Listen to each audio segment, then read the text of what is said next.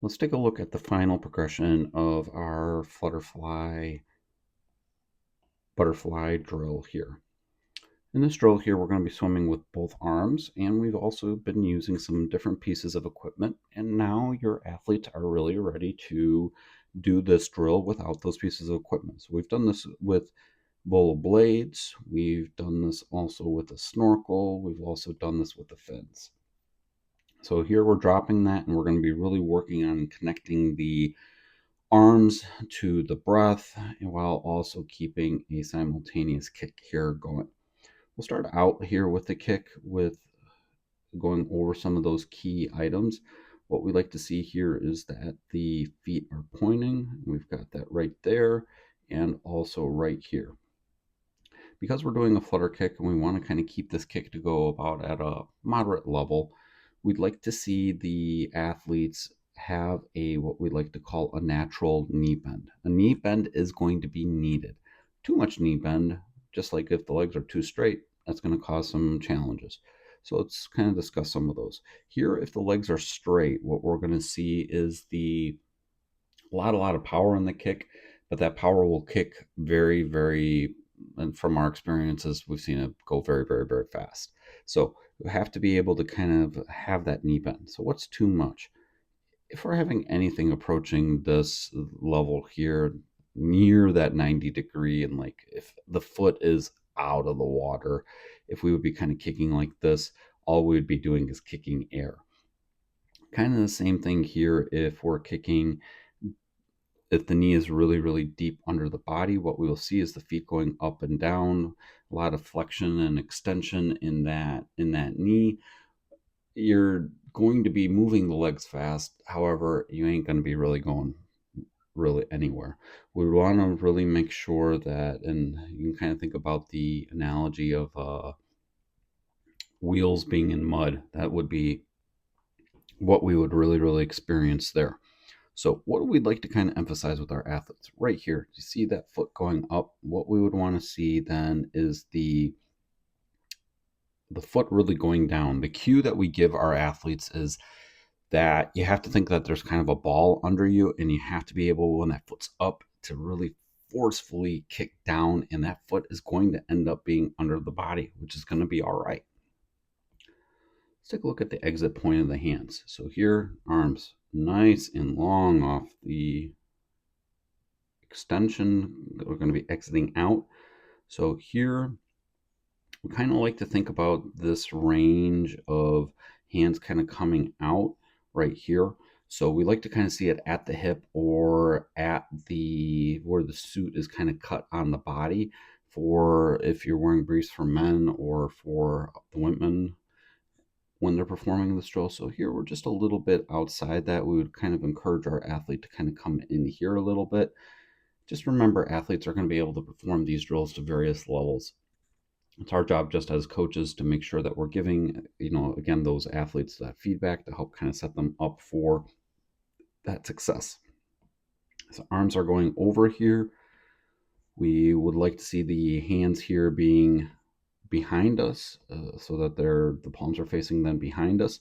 And then when that body here makes a T right here, what we want to see then is the hands begin to go flat and then continue going that flat as they then are going to make contact here in front of us. And here we're making both contact points on in front of the shoulders. This is really where we like to be from a senior level to an advanced age group level. For our more developmental swimmers and our advanced or younger age groupers, you see here kind of how the arms are a little bit outside the shoulders. That's where we would want to kind of see them be right there. And another thing that we want you guys to kind of also emphasize and kind of think about here is, you see the arms, how low they are to the surface. That's exactly what we kind of want. Then as they kind of continue to go over, now remember, there is always going to be a crash. Think about as butterfly as an up and a forward movement. We don't want to kind of think about butterfly like this loopy thing that used to be emphasized long time ago. we want to kind of see the stream of water go kind of here into this direction. If we're doing that here, and we've got a little bit of that, that would tell you then the head is getting down before the arms are making contact, and we kind of see that stream of water. If you have the arms and the head kind of entering in the water at the same time, what you'll see is this kind of X-ish stream of water created. Now, we might be hunting with how to do a really good butterfly, but that's not a good treasure. X doesn't mark the spot. We have to send that water low and forward. As the arms extend forward, what we would want to see is to really push the arms forward, get the chest down to be that deepest point. Here we're going to feel the hips rise up a little bit, and obviously this will be felt a lot more when we're doing the actual butterfly stroke. Because we're doing a flutter kick here, you will feel a little bit of a rise. However, you're not going to feel like as massive as it would be with a butterfly kick. Now here, the breath. This is always one of the biggest challenges that we see butterflyers have. When we're taking the breath, the head should start to lift as the arms are passing the shoulders. And what we should see then is that chin be as close to the surface as possible. A little bit over would still be acceptable and kind of within a range. But just remember, the lower you are to the surface of the water when you're taking the breath, overall that's going to be better. And then what we see here how the head is starting to go back down. The eyes are at a diagonal level right here. And then we're getting that head to go down as the arms are going over. And there, you see that stream, how that's going then. Most of the turbulence here is going in that forward direction. Great job right there by our athlete. Okay, now that flutter kick. So we kind of talked to you about feet here pointing. Really, really nice job. And if when we set up, foot's at that highest point, look how deep it gets. And this isn't super deep, but look how far under the body it gets. So here, then what we want to be able to do again is return it up here to the surface. A lot of turbulence created. That's exactly what we want to see. As we take a look on our return view, so again, arms here nice and long. Take note of where the palms are. The palms here are facing us behind us.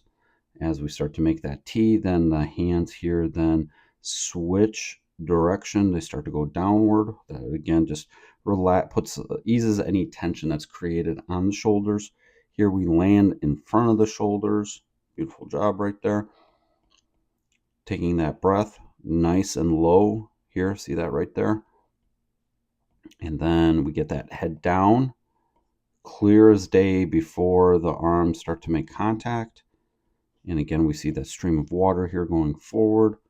Good strong flutter kick then here behind us. Really, really nice job right here. We're going to go under the water here and step through. All right. Here on this landing. So see here how the head is pushed a little bit under the arms. We could actually have that head be probably about right there, just below the surface, but up a little bit. Because what we kind of see then is the head and probably the chest here are going to actually be at that same depth. So what we would want to see now is if we draw a straight line down with both the arms, we kind of see that we're a little bit outside there. See that right there?